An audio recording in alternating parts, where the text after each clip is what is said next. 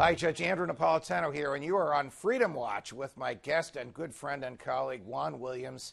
He's a Fox News political analyst, a co-host of the great show, The Five, here on Fox News Channel, and he's the author of the book, We the People, a book I was happy to read and pleased to endorse. Sorry, thank you. So you saw the President of the United States earlier this week sitting between two empty chairs in the Roosevelt Room, and in front of one of the chairs it said Nancy Pelosi, and in front of the other it said Charles Schumer. Okay, I get the idea of a prop and trying to win the moment with a photo op.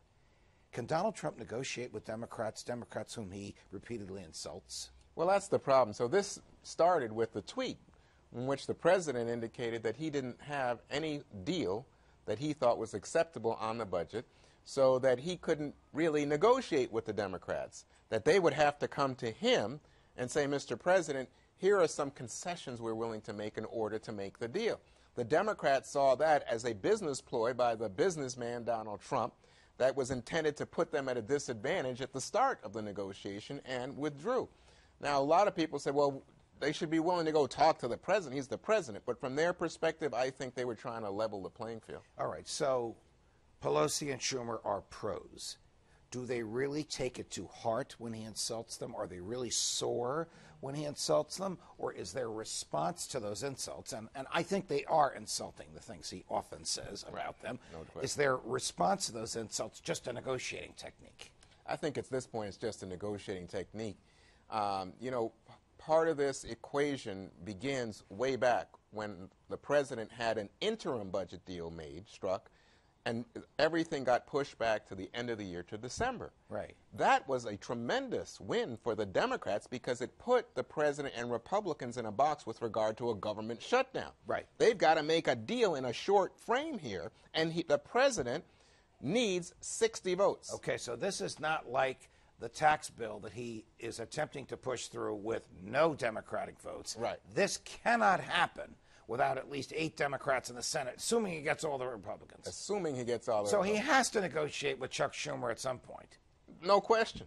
So the question is, are the Democrats of good faith and understanding, or do they think it's to their political advantage to force a government shutdown? Okay. Can he do the opposite of what he's now threatening to do? Can he basically say to the Republicans, go take a hike. I only need a few of you. I have all the Democrats on my side. Wow, that would be different.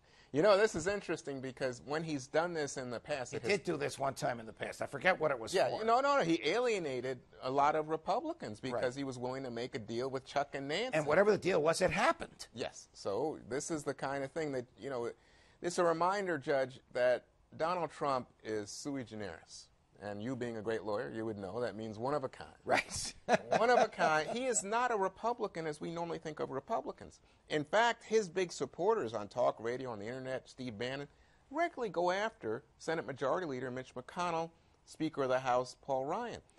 And in that situation, what you would get President Trump saying is, I am not only one of a kind, but I am above all others. All right, so are you telling me, last question, if Donald Trump serves a full 4-year term, there's going to be more and more and more of this unpredictability and in your face?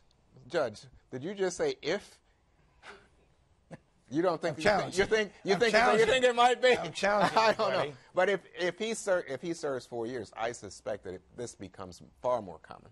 Yes. That he will do deals with anyone he can do a deal with. He is hungry. He needs the tax bill right now because he's got nothing. He's got to show something. And so even though, in my opinion, and in public opinion, because the public opinion polls are clear, it's not a good deal, he wants to claim a win. And that same imperative would be at play in subsequent years. Got it. Would you agree with me that the Republicans who are cheering this tax bill on are the elites and the office holders? It's not the base. They're nowhere close to the base.